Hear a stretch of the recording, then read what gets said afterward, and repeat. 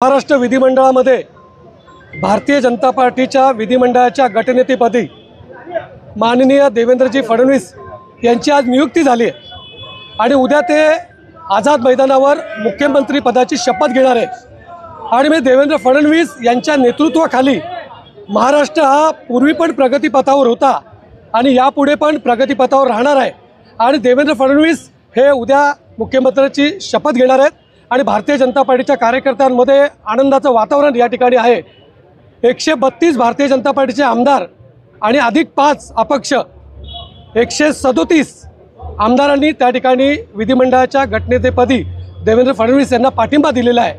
आणि महायुतीचे मुख्यमंत्री म्हणून देवेंद्र फडणवीस हे पुढील 5 वर्ष महाराष्ट्रामध्ये डेव्हलपमेंट असतील, स्वयंरोजगार असेल, शेतकऱ्यांना हमीभाव असेल, मुख्यमंत्री लाडली बहीण योजना जी महाराष्ट्रामध्ये यशस्वी झाली त्यामध्ये जे काही वाढीव तरतूद करायची असेल हे मुख्यमंत्री देवेंद्र फडणवीस, एकनाथजी शिंदे आणि अजितदादा पवार आणि त्यांचं पूर्ण मंत्रिमंडळ त्या ठिकाणी 5 वर्ष महाराष्ट्राच्या जनतेला जे काही अपेक्षित आहे ते सर्व जनतेच्या अपेक्षा पूर्ण करण्याचं काम महायुतीचे मंत्री आणि आमचे मुख्यमंत्री देवेंद्रजी फडणवीस हे करणार आहेत। कुठे इतके दिवस मुख्यमंत्री जो तिढा होता आज संपलेला आहे, काय बोलता? प्रत्येक पक्षाची त्या ठिकाणी कार्यकारिणी असते, प्रत्येक पक्षाचे नियम असतात।